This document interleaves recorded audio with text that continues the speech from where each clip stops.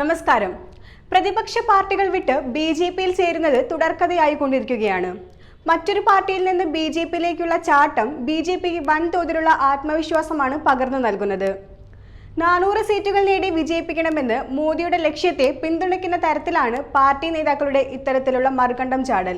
കോൺഗ്രസിൽ നിന്നും ബി.ജെ.പിയിലേക്ക് ചേരുന്നത് ഒരു പരമ്പരയായി മാറിക്കഴിഞ്ഞു. ഈ തെരഞ്ഞെടുപ്പ് സമയത്ത് നിരവധി കോൺഗ്രസ് സ്ഥാനാർത്ഥികളും പ്രവർത്തകരുമാണ് ബി.ജെ.പിയിലേക്ക് മാറിയത്. കോൺഗ്രസിന്റെ വമ്പൻ തിരിച്ചടിക്ക് പിന്നാലെ പഞ്ചാബിൽ ആം ആദ്മി പാർട്ടിക്കും തിരിച്ചടി.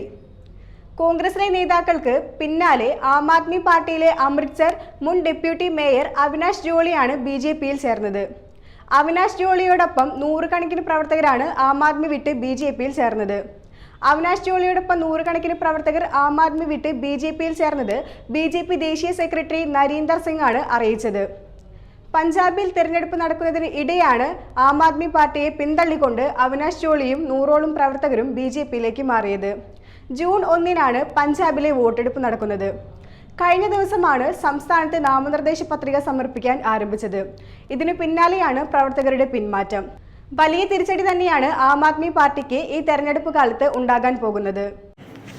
കൂടുതൽ വാർത്തകൾ അറിയുവാനായി ഈ ചാനൽ സബ്സ്ക്രൈബ് ചെയ്ത് ഫോളോ ചെയ്യുക.